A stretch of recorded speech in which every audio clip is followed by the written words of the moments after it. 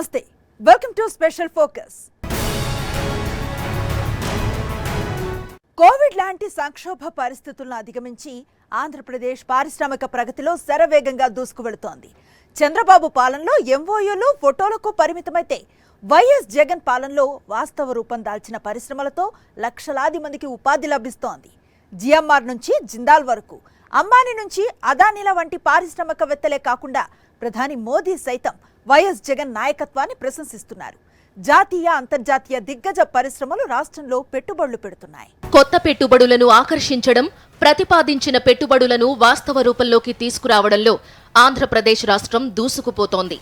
రాష్ట్ర ప్రభుత్వం తీసుకుంటున్న పారిశ్రామిక ప్రోత్సాహక నిర్ణయాలతో రాష్ట్రంలోకి ఎన్నడూ లేని విధంగా టాటాలు, బిర్లాలు, అంబానీ, అదానీ, అర్సెలర్ మిట్టల్, సంఘ్వి, భజాంకా, భంగర్ వంటి పారిశ్రామిక దిగ్గజ సంస్థలు ఇక్కడ పెట్టుబడులు పెడుతున్నాయి. విశాఖపట్నంలో జరిగిన గ్లోబల్ ఇన్వెస్టర్ సమ్మిట్ లో 386 పెట్టుబడుల ఒప్పందాల ద్వారా 13.11 లక్షల కోట్ల విలువైన పెట్టుబడులను ఆకర్షించింది.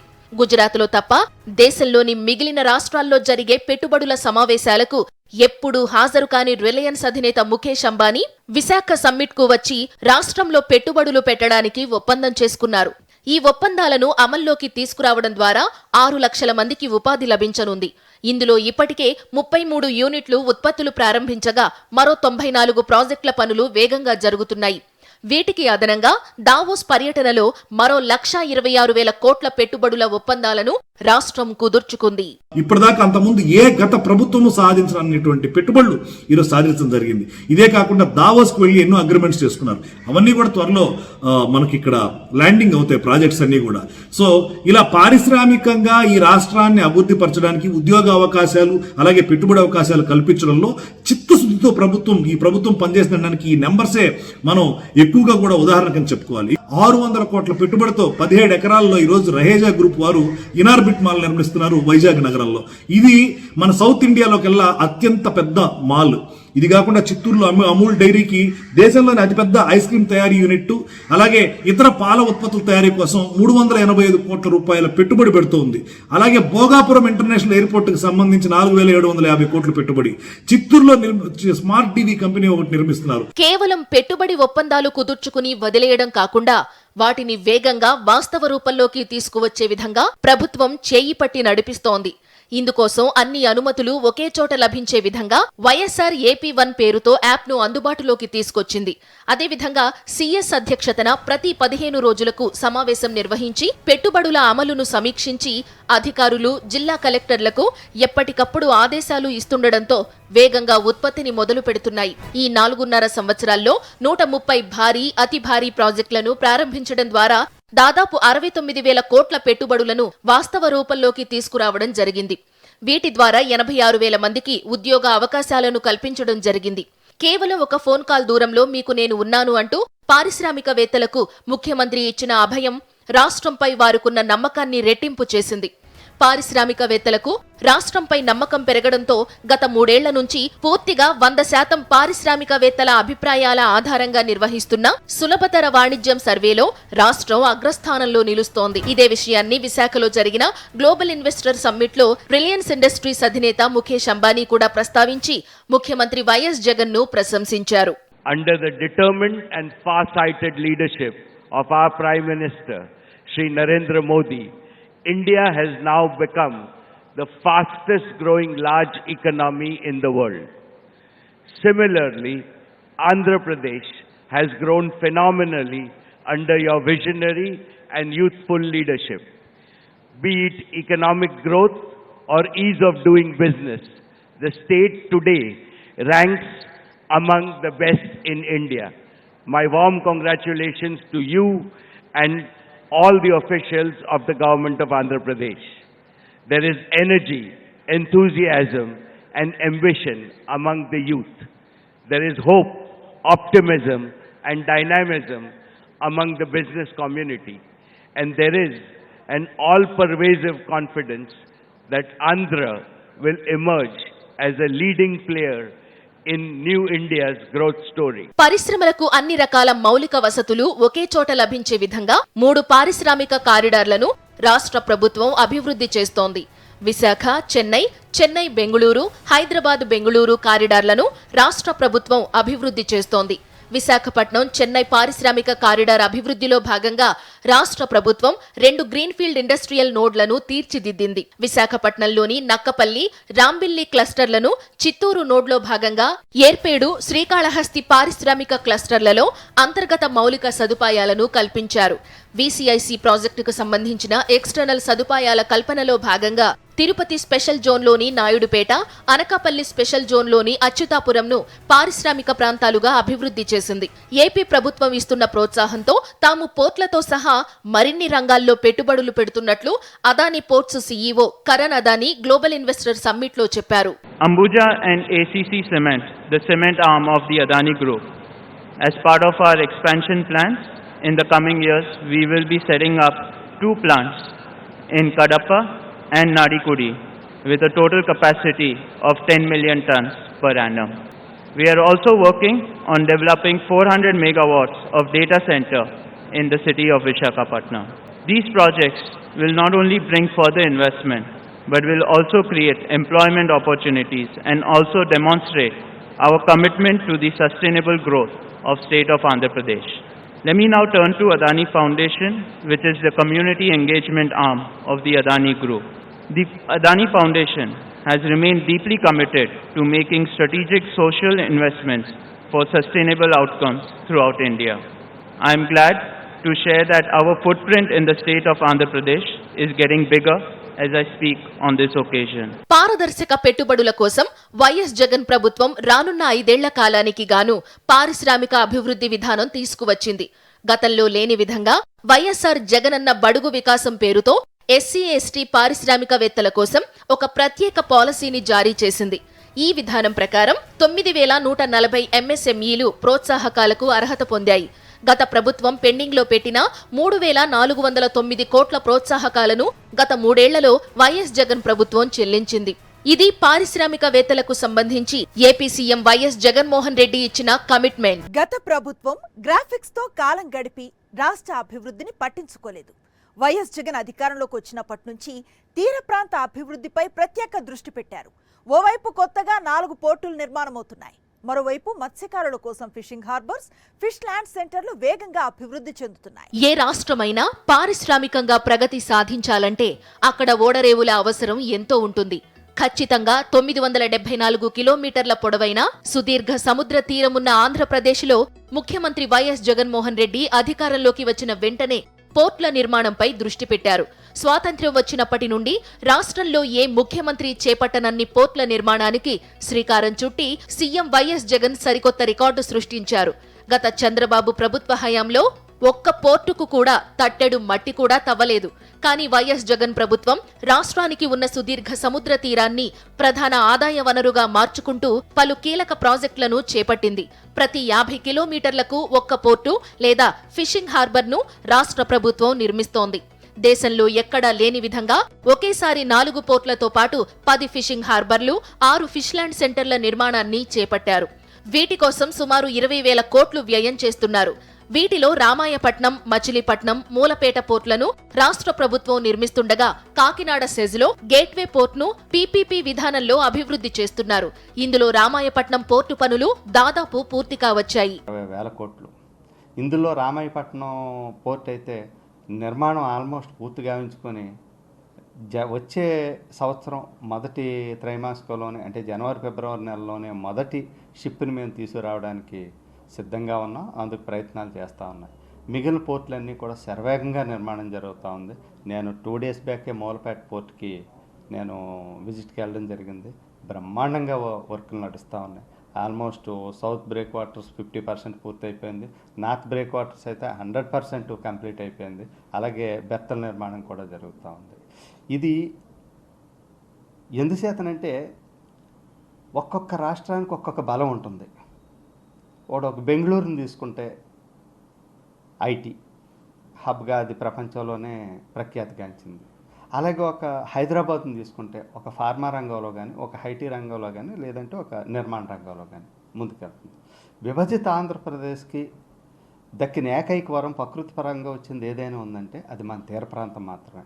3,800 కోట్ల ఖర్చుతో జువ్వలదిన్నె, నిజాంపట్నం, మచిలీపట్నం, ఉప్పాడ, మంచినీళ్లపేట, బుడగట్లపాలెం, పూడిమడక, ఓడరేవు, బియ్యపు తిప్పల వద్ద మినీ పోర్ట్ల స్థాయిలో ఫిషింగ్ హార్బర్లను నిర్మిస్తున్నారు.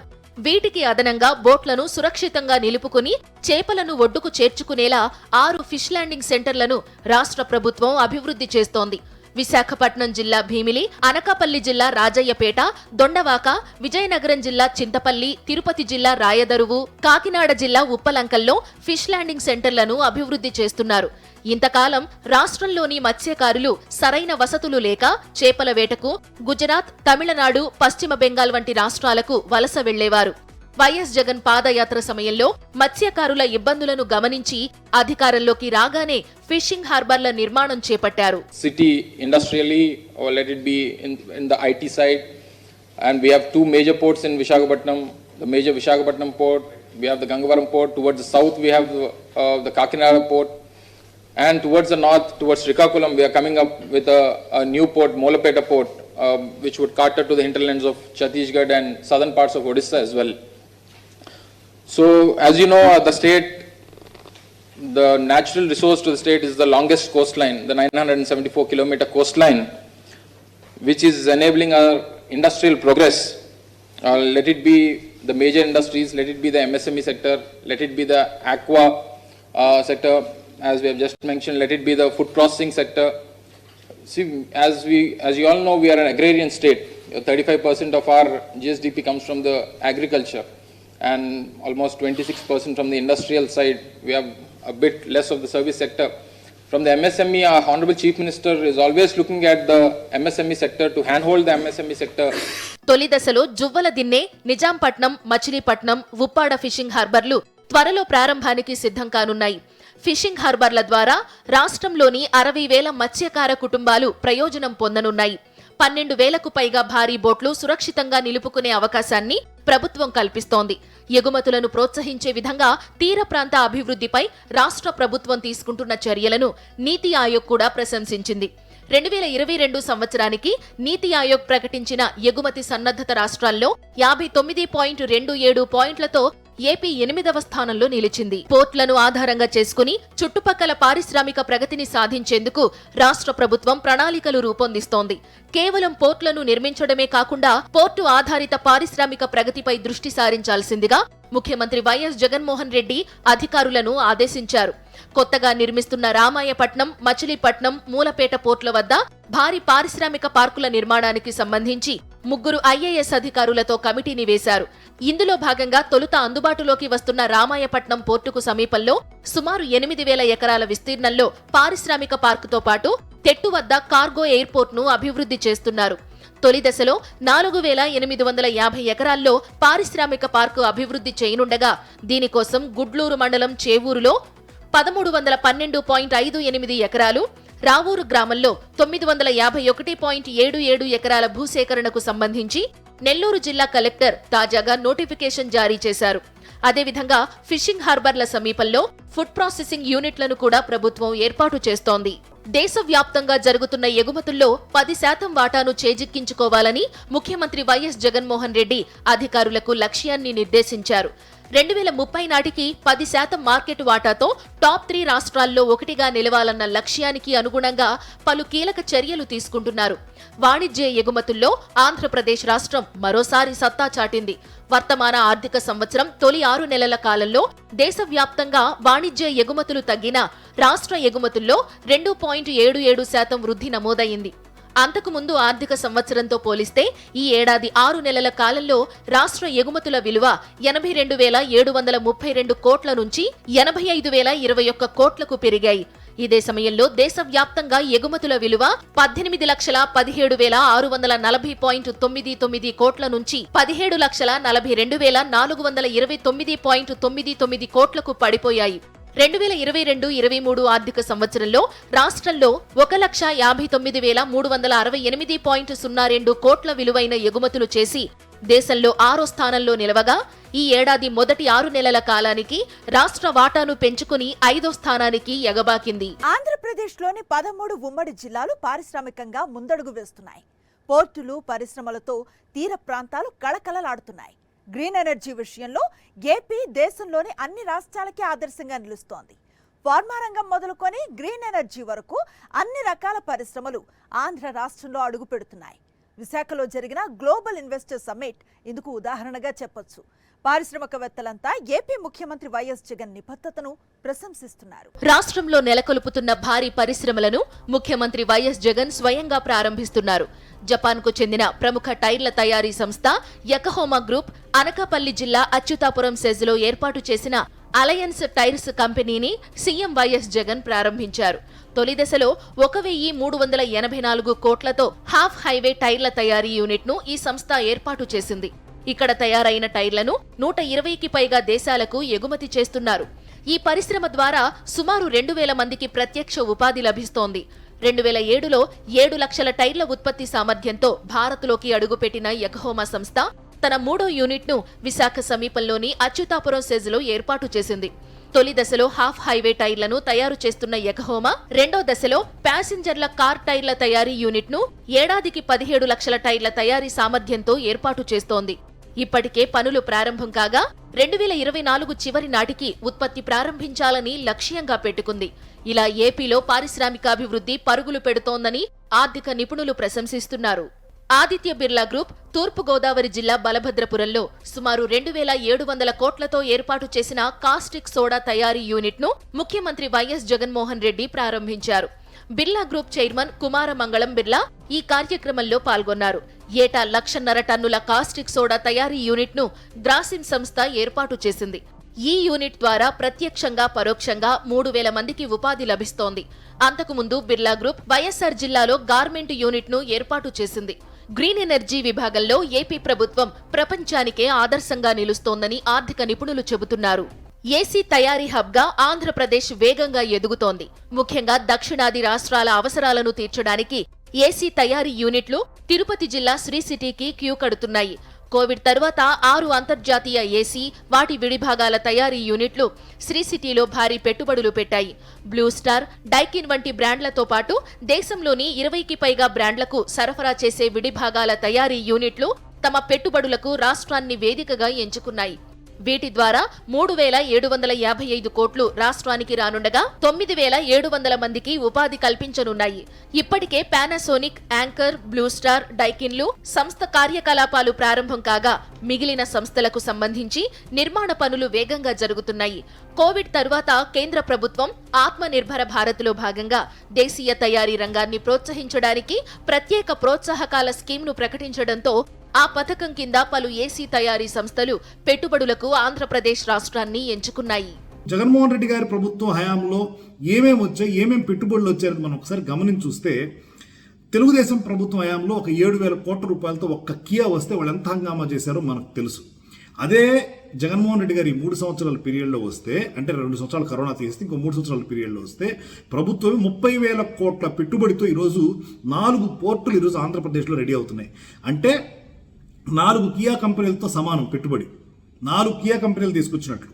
ఇంకోటి ఏంటంటే ఒక్క పోర్టు కనుక వచ్చినట్టయితే ఆ ఏరియా డెవలప్మెంట్ ఎలా ఉంటుందనేది, ఎవరైనా పోర్ట్ ఉన్నటువంటి ప్రాంతాలు, అటు కృష్ణపట్నం కానివ్వండి, ఇటు చెన్నై సమీపంలో ఎన్నూరు పోర్టు వచ్చిన తర్వాత అక్కడ ఎంత అభివృద్ధి జరిగింది, ఇవన్నీ ఎన్ని ఫ్యాక్టరీలు వస్తాయి, దానికి సంబంధించినటువంటి స్టాక్ యార్డులు కానివ్వండి, కంటైనర్ యార్డులు కానివ్వండి, ఎంత బిజినెస్ జరుగుతుంది, దాంతో ఎన్ని ఉద్యోగాలు కల్పన అవుతాయి, వీటి మీద ఉన్న అవగాహన ఉన్న వాళ్ళు ఎవరైనా సరే ఈ 4 పోర్టులతో ఈ రాష్ట్రం వచ్చే దశాబ్ద కాలంలో ఎంత అభివృద్ధి చెందుతుంది అనేది క్లియర్గా అర్థమవుతుంది. వైఎస్ఆర్ జిల్లా కొప్పత్తిలో వైఎస్ఆర్ ఎలక్ట్రానిక్ మ్యానుఫ్యాక్చరింగ్ క్లస్టర్లో ఏఐఎల్ డిక్సన్ కంపెనీ వాణిజ్య ఉత్పత్తిని ప్రారంభించింది. 127 కోట్లతో భద్రత కోసం వినియోగించే సీసీటీవీ, ఐపీ కెమెరాలు, డిజిటల్ వీడియో రికార్డుల తయారీ యూనిట్ను ఏర్పాటు చేసింది. ఇందులో సిపి ప్లస్ బ్రాండ్ పేరున్న సీసీ కెమెరాలను ఉత్పత్తి చేయనుంది. అత్యాధునిక టెక్నాలజీతో artificial intelligence, intelligent network solutions, vertical survive lines కెమెరాలను తయారు చేస్తుంది. ఈ యూనిట్ ను గతేడాది జులైలో ముఖ్యమంత్రి వైఎస్ జగన్మోహన్ రెడ్డి ప్రారంభించారు. ప్రముఖ మల్టీనేషనల్ కంపెనీ ఐటీసీ ఏపీలో భారీ స్థాయిలో విస్తరిస్తోంది. 140 కోట్లతో వెల్కమ్ పేరుతో గుంటూరులో 5 స్టార్ హోటల్ను, 200 కోట్లతో అభివృద్ధి చేసిన గ్లోబల్ స్పైసెస్ పార్క్లను ప్రారంభించింది. పల్నాడు జిల్లా యడ్లపాడు సమీపంలో సుగంధ ద్రవ్యాలను ప్రాసెస్ చేసి ఎగుమతి చేసే విధంగా గ్లోబల్ స్పైసెస్ పార్కును అభివృద్ధి చేసింది.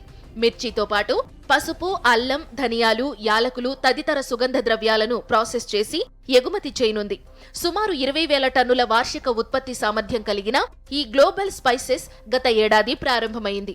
మొత్తం మీద ఆంధ్రప్రదేశ్ రాష్ట్రం సీఎం వైఎస్ జగన్ నాయకత్వంలో పారిశ్రామికంగా దూసుకుపోతోంది. ఇది వాటి స్పెషల్ ఫోకస్. మా నమ్మకం నువ్వే జగన్, మా నమ్మకం నువ్వే జగన్, మా నమ్మకం నువ్వే జగన్. నమ్మకం నువ్వే జగన్, నమ్మకం నిన్నే జగన్.